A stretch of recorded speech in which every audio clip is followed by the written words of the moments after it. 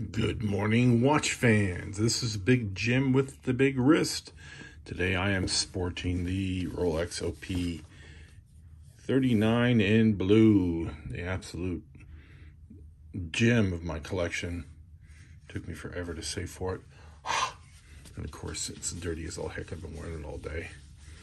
I even took a nap with it on because I just love it so much. As you can see, it's got that amazing little bit of blue, just unbelievable. This is using my new camera. I can really get in all my dirt and hair in my house and whatever else is going on. You can see, yeah, it doesn't miss a thing. But wow, gorgeous watch. Absolutely, the gem of my collection. And looking at Rolex and everyone's love for Rolex, I come back to my Longines all the time. My one complaint about a daily driver is that it's not 41 or 42 or 43. I have an 8.5-inch wrist, so I have to think about that stuff.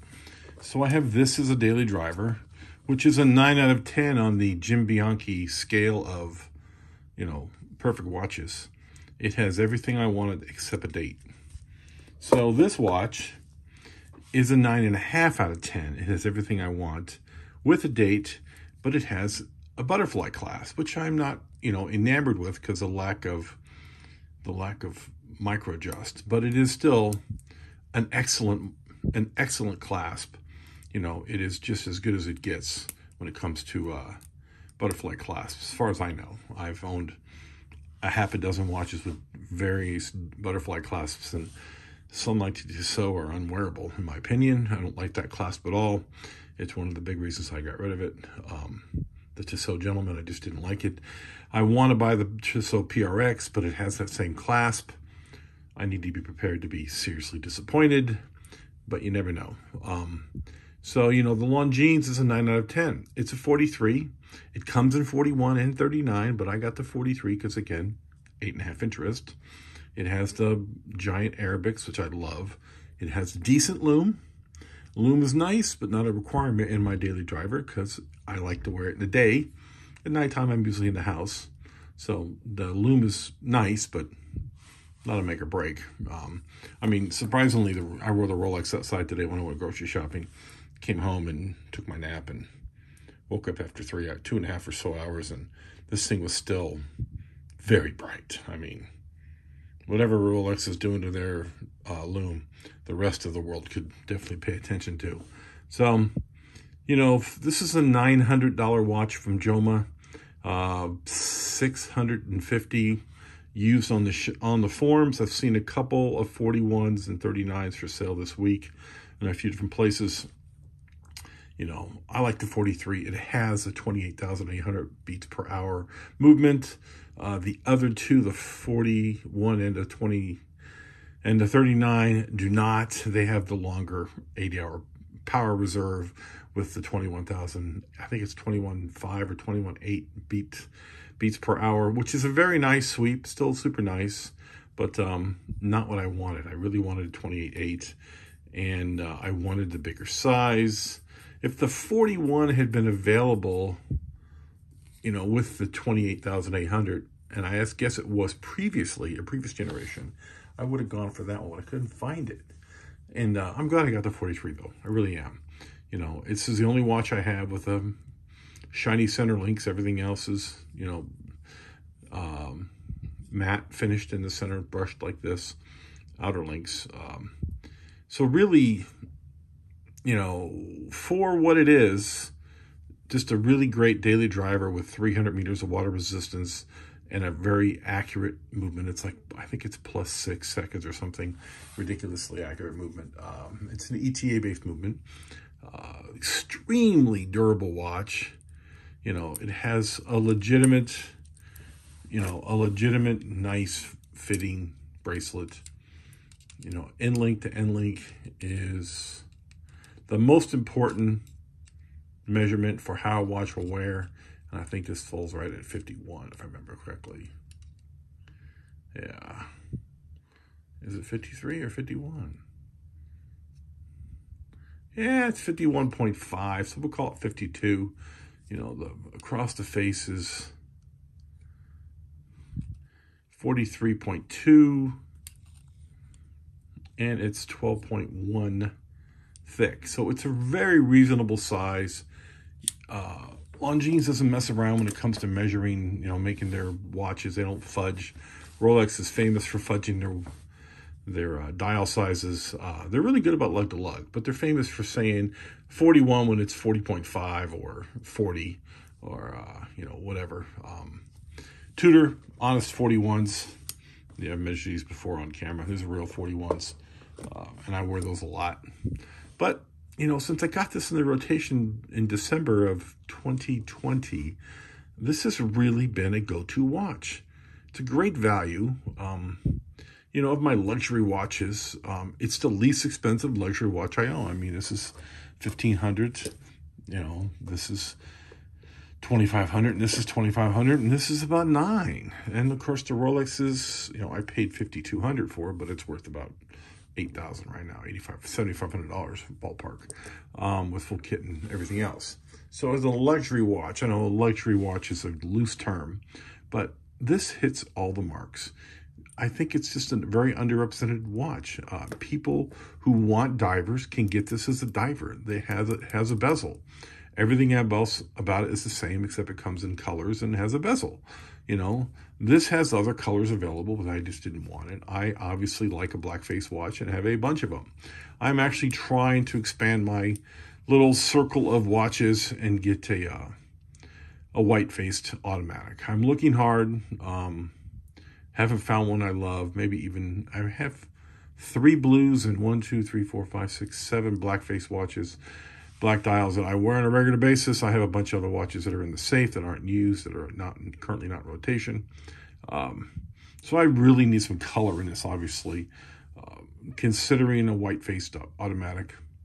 Even looking at the Noticed Orange, because that Noticed Orange has the fang dial, has, you know, those, instead of having indices that are boxes, it has indices that are little fangs, like the Gen 2 Monster. I love the Gen 2 Seiko Monster. Love it to death. I don't like the dial. I think the dial's too big. The actual bezel. The bezel, I think, is actually too big. It's just a gargantuan bezel. It's almost cartoonish. But the dial face is spectacular. And the Notice is halfway between, you know.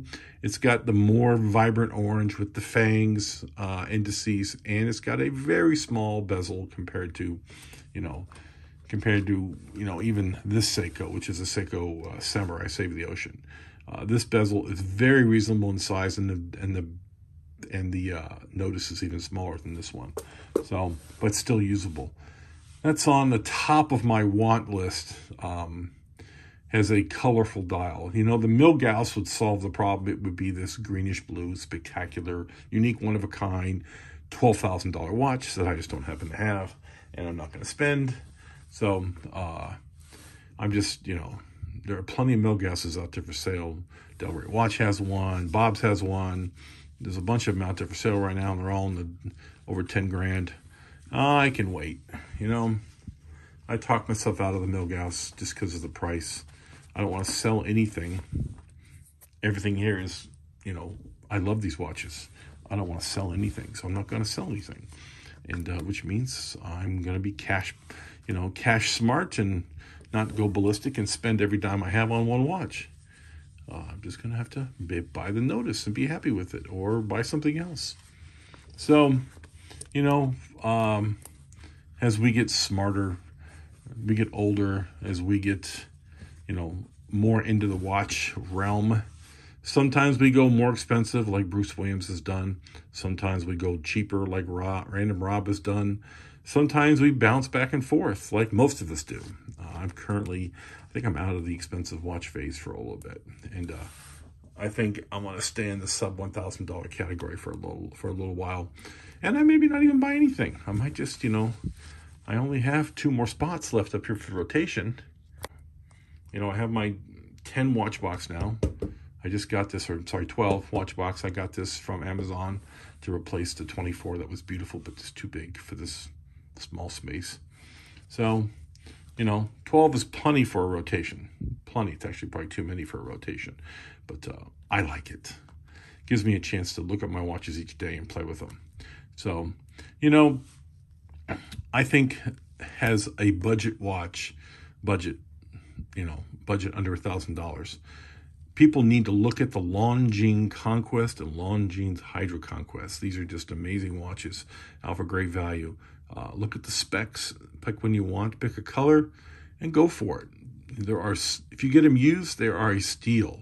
If you want to get one new, go gray market. You know, the gray markets like Joma Shop have an amazing warranty and great service, and I've never had a single problem with the 4 or 5 transactions I've had with them. And one was a slow transaction. I get it.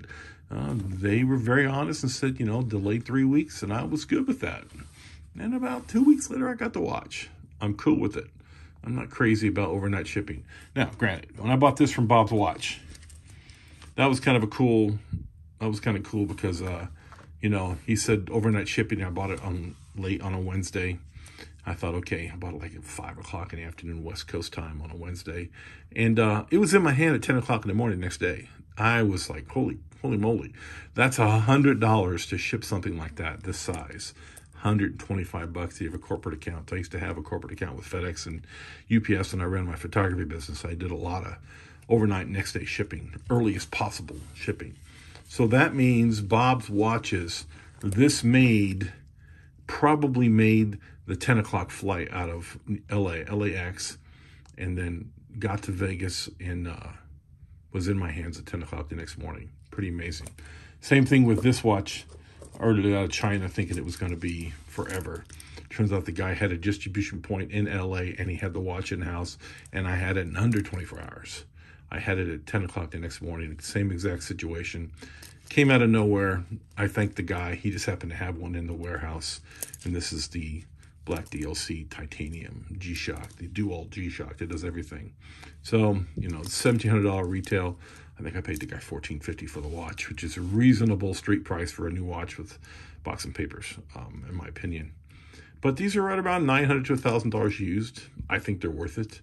You know, this is a crazy durable watch. This is my go-to, you know, I guess this is my go-to G-Shock. I wear it quite a bit, along with the other G-Shocks. These are the 3 same exact watches in 3 different cases is all. So I just want to thank everybody for tuning in and watching my video, my little ramble about, you know, I've had this now, what, 8, 9 months, and I just love it to death, man. Gets a lot of wrist time. Great watch. You guys have a good day, and I will catch you on the next one.